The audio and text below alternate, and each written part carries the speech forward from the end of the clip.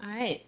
Well, I'm Karen Pearson, and it is my great pleasure to be here today with Zinnia Kumar, who is a Chartered Institute Ecology and Environmental Management ecologist and conservation biologist who has specifically worked and done impact awareness advocates and environmental sustainability work throughout her career. And today we're going to talk a lot about these intersectional points, about how we get from truly field work in the areas of ecology and biology into work that is really much more focused on eco-justice in its space. Now, I could do a long introduction regarding all of Zinnia's prior work, her publications, and her contributions in the fields, both from a biology and ecology standpoint and from an advocacy standpoint. But I'm actually going to have her tell her story and talk a little bit about her background and some of the things that have really kind of crafted her pathway. As you know, in this year's conference, we're focusing on the exploration of pathways and intersectional points that are helping us carve a journey in sustainability that really looks and addresses all the pillars of sustainability from multiple angles, in multiple ways, in multiple disciplines. So it is my great pleasure again to welcome Zinnia to FIT and to share her experiences with us. And so Zinnia, please take a moment, introduce yourself, talk about your story initially, and we'll kind of go from there. Thank you, Karen.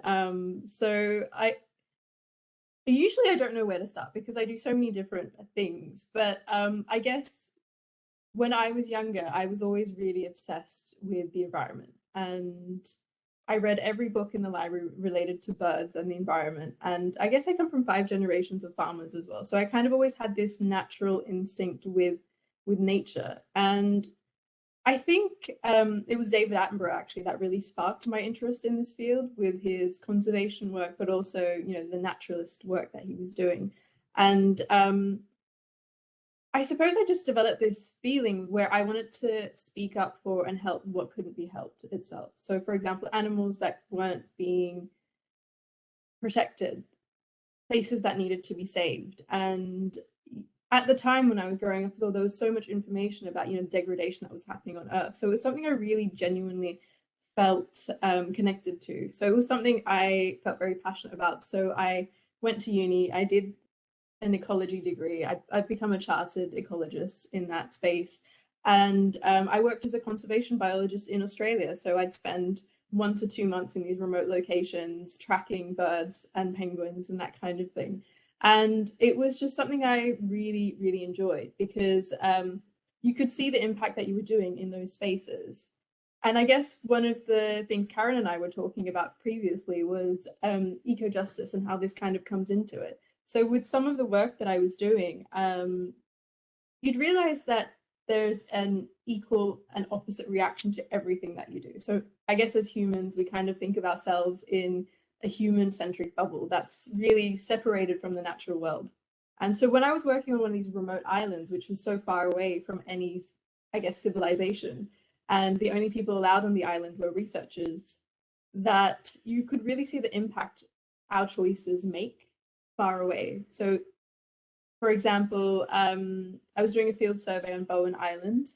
I was actually looking at penguins on this island, but I was just doing a field survey just to have a look around the area, and I found this crevice, and it was about 5 meters high, and it was just filled with plastic and rubbish. And I decided to go into it and get to the bottom of it, and that's when I found the body of a cormorant. And when I checked its stomach contents, it had eaten plastic, a bit of a straw, a little bit of a bottle cap, and plastic bags. So when you see that, and then you realize that this island is so far removed from us as humans because we can't even access it, you wonder, how did all of these things get here? And I guess it's about being mindful of every choice that we make. For example, like someone threw that bottle cap out somewhere in the world, and instead of throwing it in the bin, it landed on the ground and it floated to this island. It broke up into little pieces against rocks, and this bird ate it. So, yeah, I guess that's kind of like something we both really want to touch on, which is connected, how interconnected we are with the natural world, and bringing that to light to really be mindful of our actions.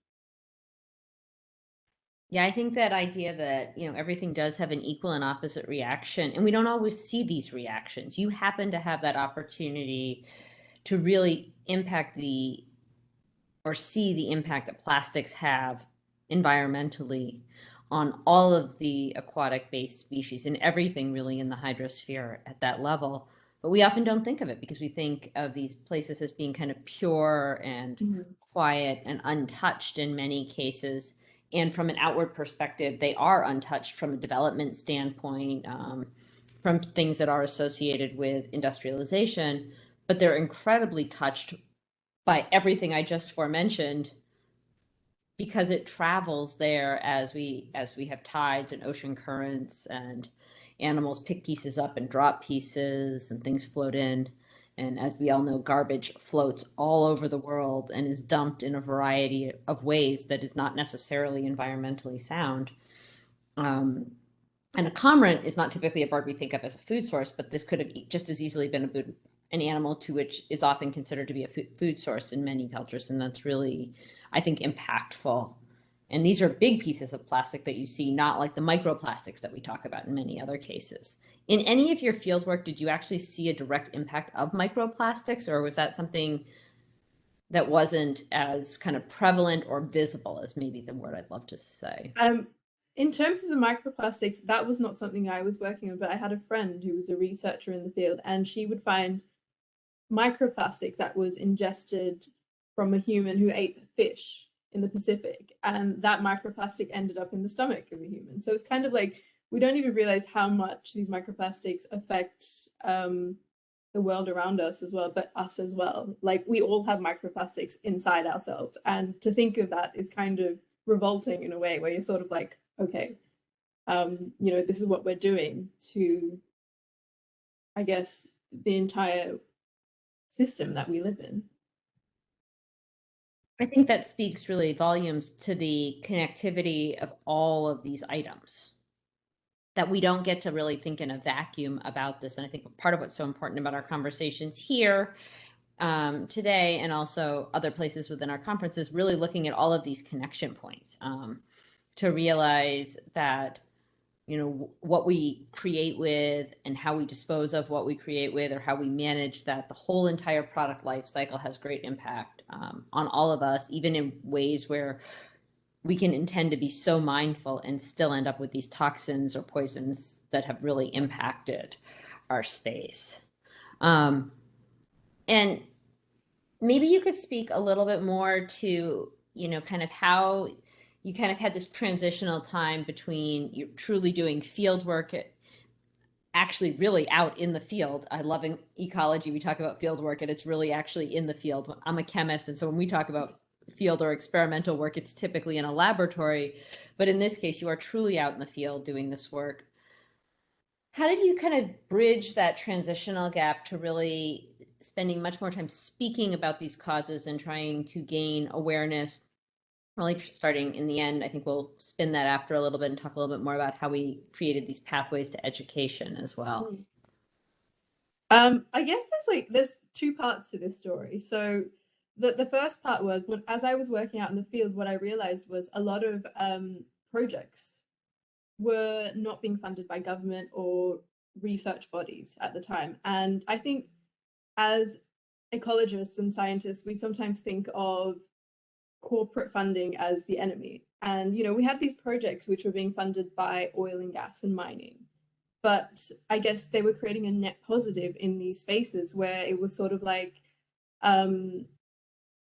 even though the original source of that income was, I guess, detrimental to the environment, the final result of it was actually a positive. And I think what I realized in that space was that the communication we have in terms of bridging, I guess, the industry sphere, but also the science sphere and also the public sphere, in the way we think about how all of the systems in the world are interconnected in terms of sustainability.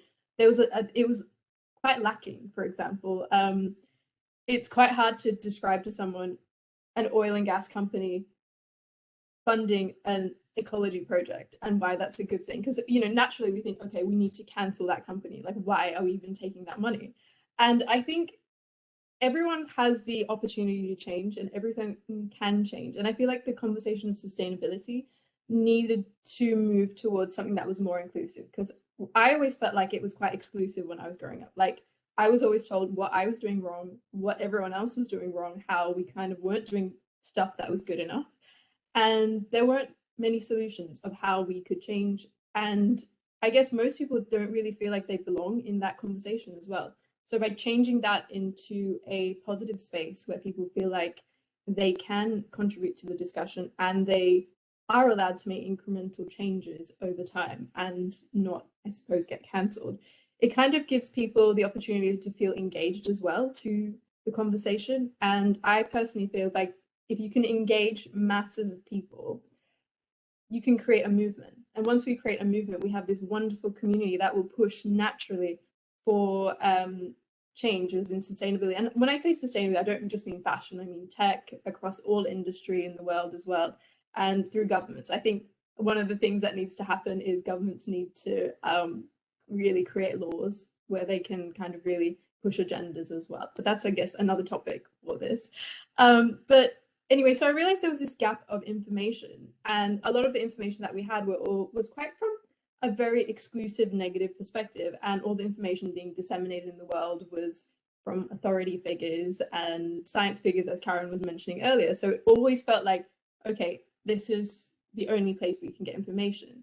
And at the time, I also started working in fashion to pay for university, which is why I'm here actually today. And I think it was one of those things where I realized it kind of really had this wonderful platform for transformational change, in that it reaches millions of people worldwide and it affects culture and society and the way people think. And I just really didn't feel like there was a connection between the science world and the fashion world that could really create that change. So I started to work on science communication to try and like bridge that gap and really help people understand that this is a conversation for all of us to join. I guess that's kind of like my approach on this. Yeah. But I think that idea of science communication and the fact that communication should really be inclusive is incredibly important, at least to me. I always feel like you're not wrong. Early in discussions about sustainability and many other environmental things, there was a lot of shaming used in the discussion itself.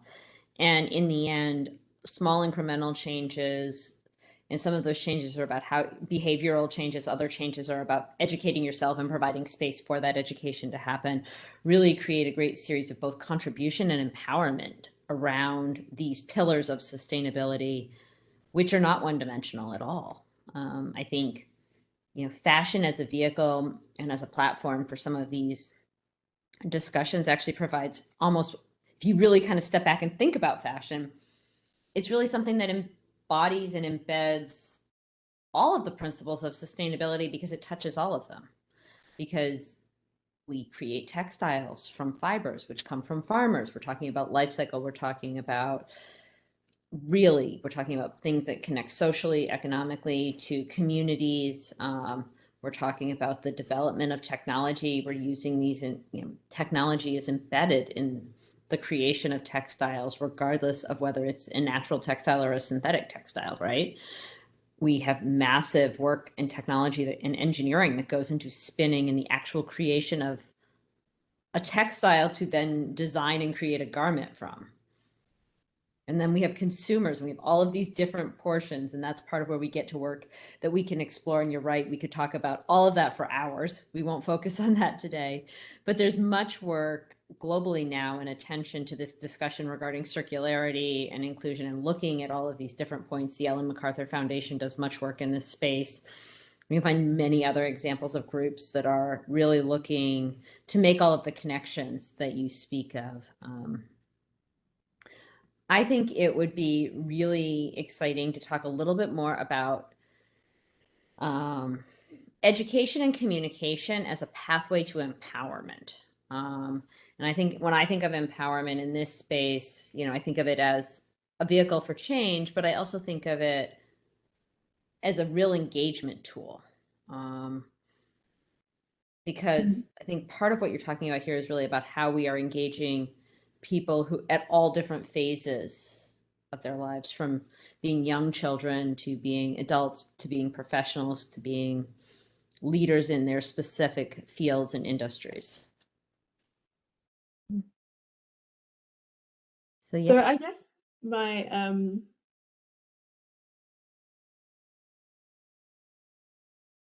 sorry, it just escaped me.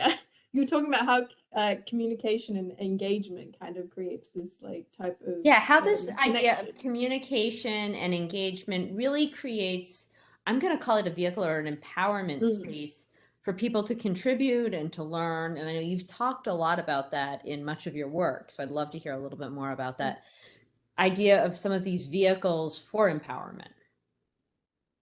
Well, I guess the way I like to view a lot of my work as well is that by creating community and inclusive spaces, we can actually create spaces for people to feel empowered. And historically, in the sustainability space, that almost feels like it was quite exclusive to a very like Western American or Western UK based audience. So, you know, this conversation didn't really always include the global South.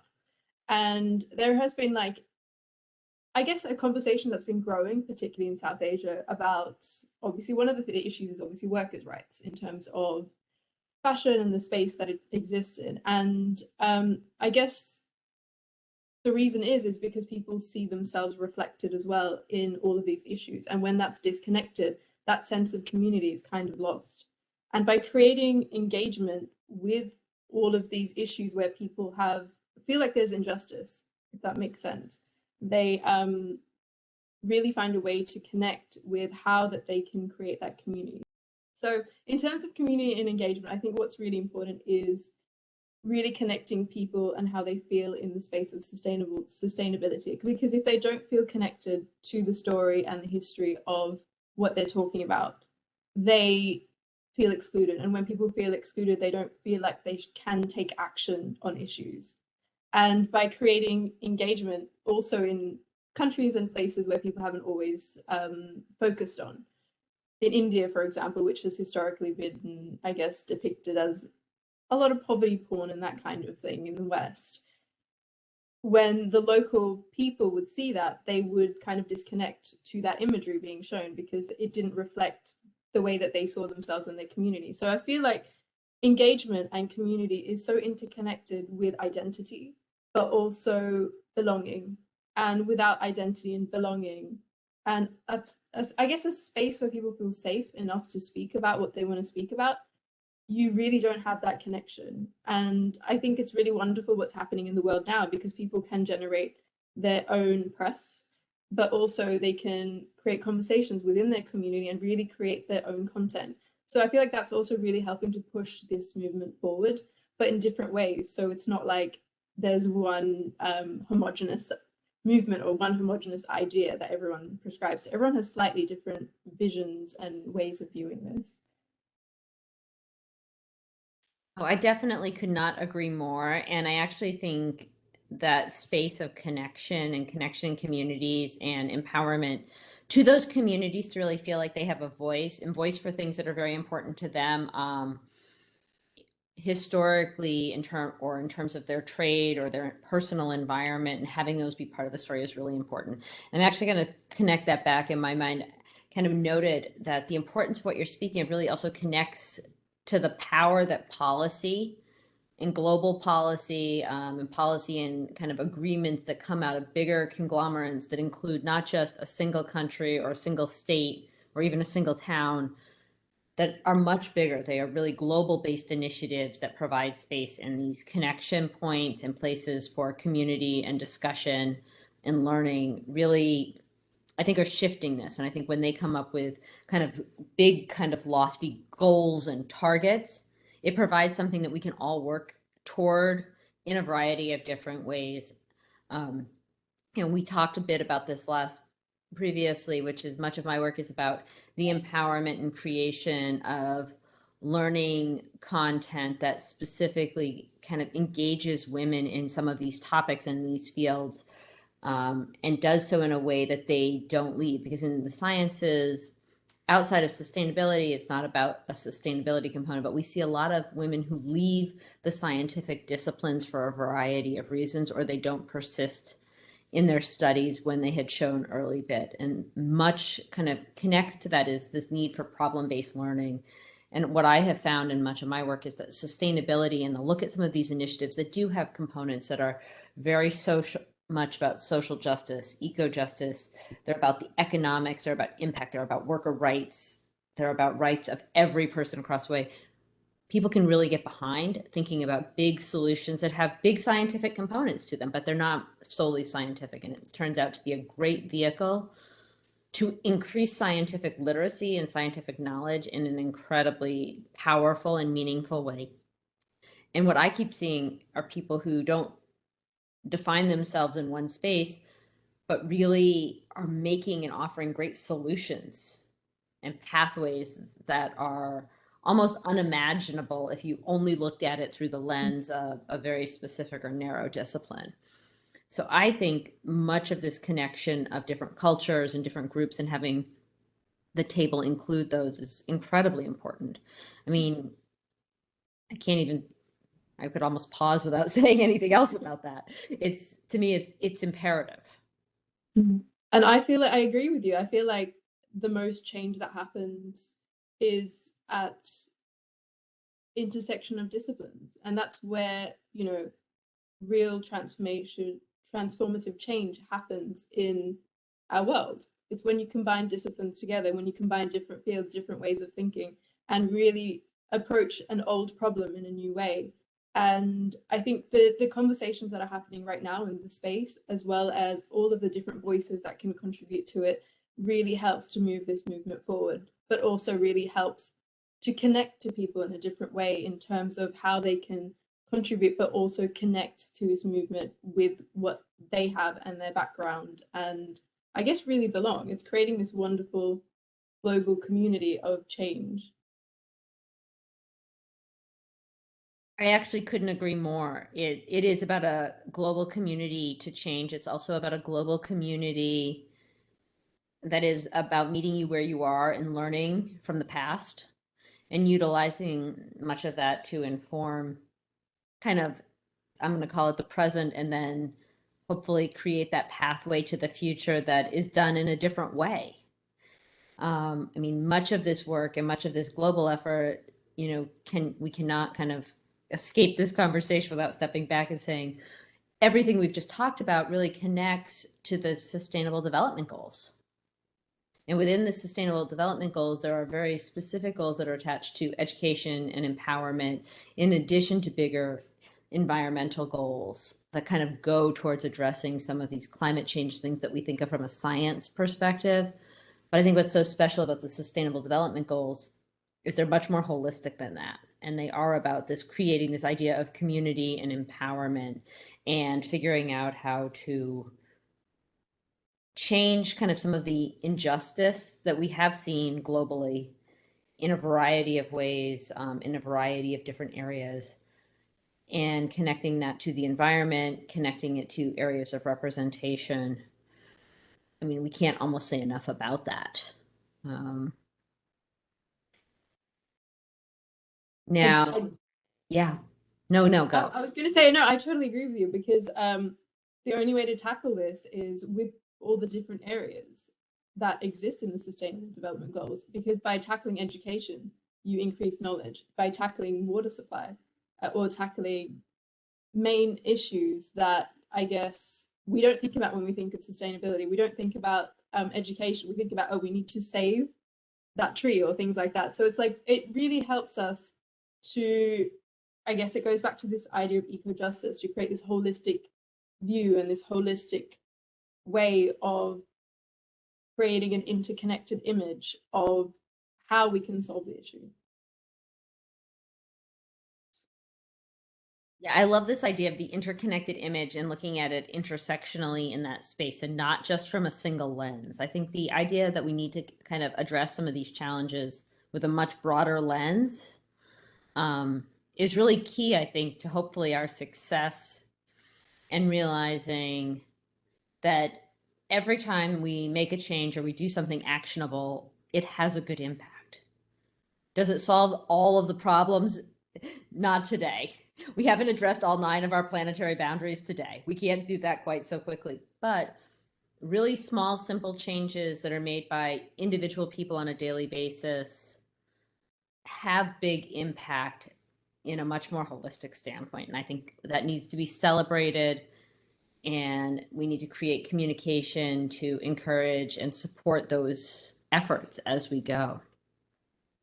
Now, in all of our conversations, I love to talk a little bit specifically about the FIT student, because they are incredibly creative, passionate students. They are driven, and they are incredibly engaged and mindful in the areas and the pillars of sustainability. These are things that they want to talk about, they want to do. How would you encourage them to expand their view of sustainability and the contributions they might make to this? Well, I guess one way they can expand their view is to just get out there and talk about your perspective, because I think as individuals, we don't realize how valuable our perspectives are and all of the different elements that have kind of like created our perspective and our upbringing to our experiences to our culture. And I think it's so important to have those perspectives in the world, because sometimes, even though you might feel like your perspective is insignificant, it's actually not, and it can really help start and contribute to greater conversations. And you'll find other people who think the same way as you, and you can create these kind of like wonderful communities within the way you think about this issue and really push for change. So I feel like it's about sharing your ideas, getting your ideas out, but also expanding the way you think about all the issues, and I guess connecting it in the way we were talking about the Sustainable Development Goals, connecting all the different areas together and seeing if you can kind of cross disciplines as well with the work that you do and find a way to implement the way you think about it. I think that is a beautiful summary of this conversation. I think I want to kind of conclude it by supporting and suggesting that that contribution is so incredible. And I also want to make sure that everybody listening to here feels that there's a place for your voice in the pillars of sustainability and contributing to making real global change that addresses that. And some of those changes are small. That's just taking a moment to learn something new today, and utilizing that in that space. I hope everybody will take away the great power of connections and communications from this talk, and that Zinnia has been so gracious to share her time with us and to share her work in the field. I can't, with great admiration for really all of the work you've done, both within our kind of field work, which is so important to kind of support and provide data in that space, but also to take that and transition and share those stories and create a platform to discuss sustainability and really create a place where we can really start to get to real change. So thank you so much for joining us today. It was such a pleasure to chat with you and to hear your perspectives in this. Thank you, Karen. It was such a pleasure speaking with you today. And yeah, I hope people can take away something from this conversation. I do as well, and I am sure there's so many points, and I hope everybody will also join us for some of our future conversations throughout the next 2 days. So thank you so much. Thank you.